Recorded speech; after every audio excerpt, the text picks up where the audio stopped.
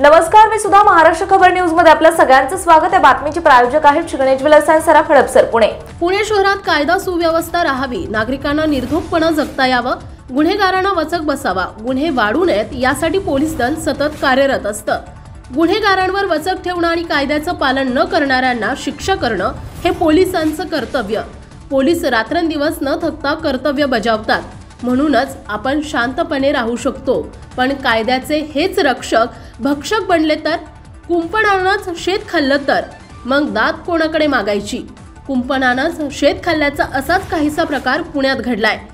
सुशिक्षितांचं शहर म्हणून ओळखल्या जाणाऱ्या पुण्यातच पोलिसांनी कायदा मोडत चक्क चोरी केली आहे, ती देखील पोलीस स्टेशनमध्येच। हो, हे खरं आहे। पोलीस कर्मचाऱ्यांनी पोलीस ठाण्यातच दरोडा टाकलाय। लोणी काळभोर पोलीस ठाण्यातील कर्मचाऱ्यांचा हा प्रताप असून त्यांनी गुन्ह्यातील जप्त केलेल्या दुचाकी सरळ विकून टाकल्याचं उघड झालंय। या प्रकरणी पुणे शहर पोलीस दलातील 4 पोलीस कर्मचाऱ्यांचं निलंबनही करण्यात आलंय।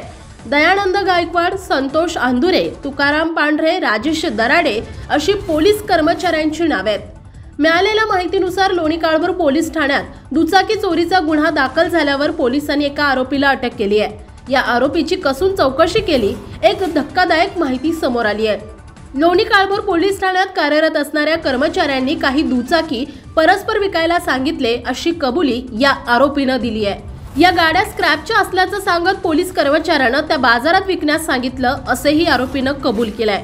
स्वतःच्या आर्थिक फायद्यासाठी आणि लाभासाठी या पोलीस कर्मचाऱ्यांनी आरोपीला हे कृत्य करण्यास भाग पाडलंय। वेळोवेळी या पोलीस कर्मचाऱ्यांना चौकशीसाठी बोलवलं होतं, मात्र त्यांनी उपस्थिती लावली नाही। परिणामी कर्तव्यात कसुरी केल्याप्रकरणी या कर्मचाऱ्यांचं निलंबन करण्यात आलंय। काल या 4 पोलीस कर्मचाऱ्यांच्या निलंबनाची ऑर्डर पोलीस उपायुक्त यांनी जाहीर केली आहे।